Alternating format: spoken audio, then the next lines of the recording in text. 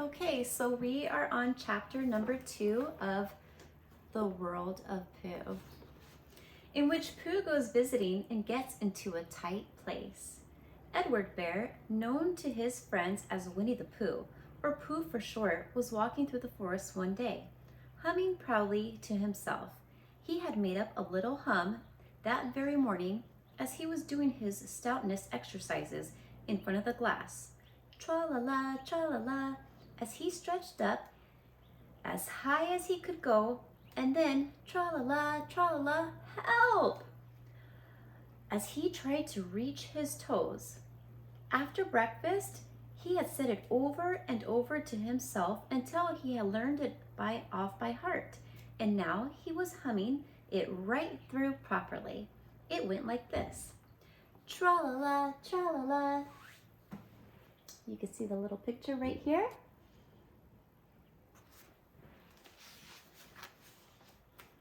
Rum-tum, tiddle-tum.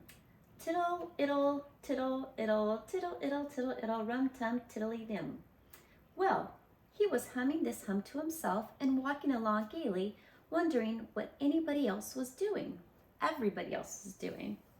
And what it felt like being somebody else when suddenly he came to a sandy bank, and in the bank was a large hole.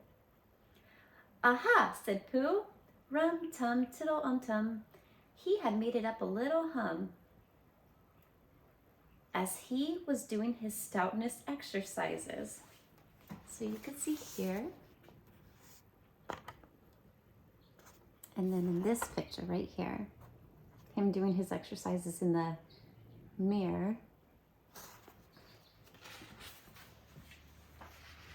Pooh goes visiting. If I know anything about anything, that hole means rabbit, he said, and rabbit means company, he said, and company means food and listening to me humming and such like. Rum-tum-tilly-yum. So he bent down. He put his head into the hole and called out, "Is anybody home?" There was a sudden scuffling noise from inside the hole, and then there was silence. What I said was, "Is anybody home?" called out Pooh very loudly. "No," said a voice, and then added, "You needn't shout so loud. I heard you quite well the first time." "Oh, bother," said Pooh. "Isn't there anybody here at all?" "Nobody," said the voice. Winnie the Pooh took his head out of the hole and thought for a little. And he thought to himself, there must be somebody here.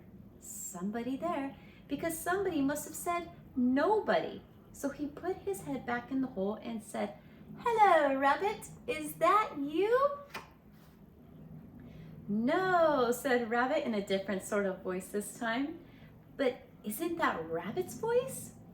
"I don't think so," said Rabbit. "It isn't meant to be." "Oh," said Pooh. He took his head out of the hole and had another think. And then he put it back in and said, "Well, could you very kindly tell me where Rabbit is?" "He has gone to see his friend Pooh Bear, who is a great friend of his."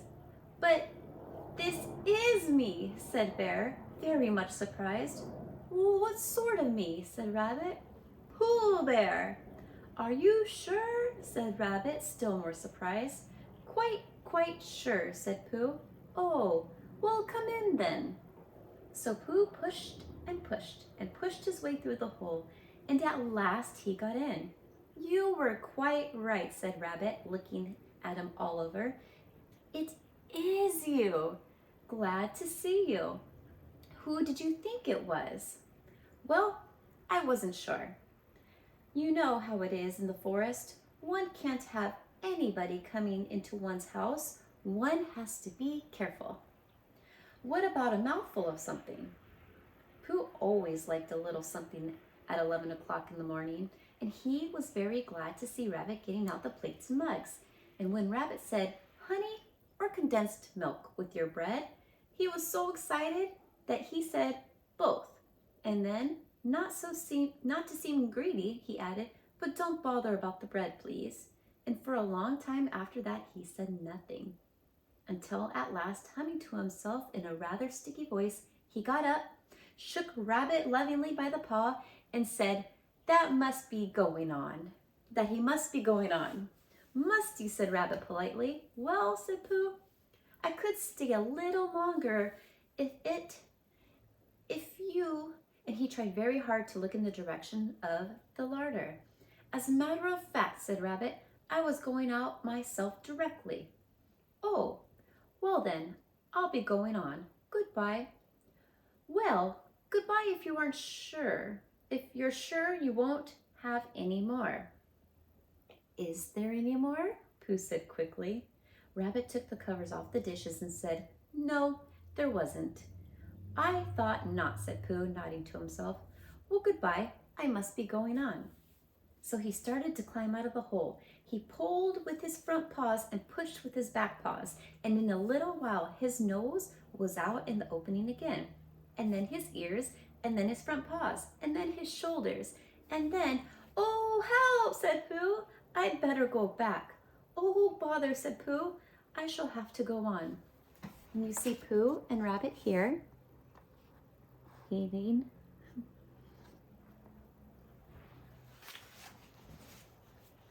"I can't do either," said Pooh. "Oh, help and bother." Now, by this time, Rabbit wanted to go for a walk too, and finding the front door full, he went out by the back door and came round to Pooh and looked at him. "Hello, are you stuck?" he said. No," said Pooh carelessly. "Just resting and thinking and humming to myself." What do you guys think? Do you think he's stuck? Halfway in? Halfway out? "Here, give us a paw." Pooh Bear stretched out a paw, and Rabbit pulled and pulled and pulled. "Ow!" cried Pooh. "You're hurting." "The fact is," said Rabbit, "you're stuck." "It all comes," said Pooh crossly, "of not having front doors big enough." "It all comes," said Rabbit sternly, "of eating too much." "I thought at the time," said Rabbit. "Only I didn't like to say anything," said Rabbit. "That one of us was eating too much," said Rabbit. "And I knew it wasn't me," he said. Well, well, I shall go and fetch Christopher Robin." Christopher Robin lived at the other end of the forest, and when he came back with Rabbit and saw the front half of Pooh, he said, "Silly old bear," in such a loving voice that everybody felt quite hopeful again. "I was just beginning to think," said Bear, sniffing slightly, "that Rabbit might never be able to use his front door again, and I should hate that," he said. "So should I," said Rabbit. "Use his front door again?" said Christopher Robin. "Of course he'll be able to use his front door again." "Oh, good," said Rabbit. "If we can't pull you out, Pooh, we might push you back." Rabbit scratched his whiskers thoughtfully and pointed out that once Pooh was pushed back, he was back.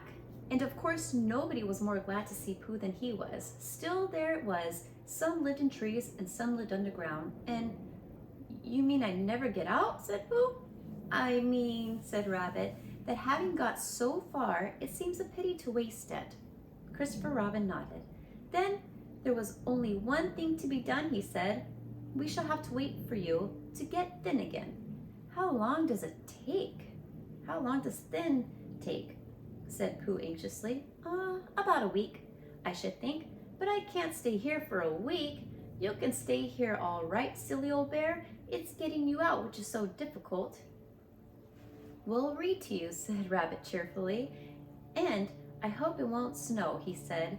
"And I say, old fellow, you're taking up a good deal of room in my house. Do you mind if I use your back legs as a towel horse? I mean, they are doing nothing, and it would be very convenient just to hang the towels on them." "A week," said Pooh bloomingly. "What about meals?" "I'm afraid no meals," said Christopher Robin. "Because of getting thin quicker, we will read to you." Bear began to sigh. And then found he couldn't, because he was so tightly stuck and could tear and a tear rolled down his eyes. And he said, "Then you would read a sustaining book such as would help be and comfort a wedged bear in great tightness?" So for a week, Christopher Robin read that sort of book at the north end of Pooh, and Rabbit hung his washing at the south end, and in between, Bear felt himself getting slender and slender. And at the end of the week, Christopher Robin said, "Now!"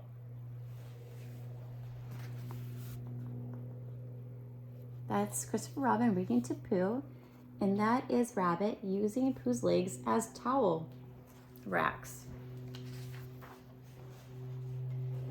So he took a hold of Pooh's front paws, and Rabbit took a hold of Christopher Robin, and all Rabbit's friends and relations took hold of Rabbit, and they all pulled together. And for a long time, Pooh only said, "Ow!" and "Ooh!" And then all of a sudden he said, "Pop!" just as if a cork were coming out of a bottle. And Christopher Robin and Rabbit and all of Rabbit's friends and relations went head over heels backwards. And on top of them came Winnie the Pooh, free at last. So, with the nod of thanks to his friends, he went on with his walk through the forest, humming proudly to himself. But Christopher Robin looked after him lovingly and said to himself, "Silly old bear." We could see everybody, all his friends, pulling, and finally they got him out. And that is the end of chapter 2.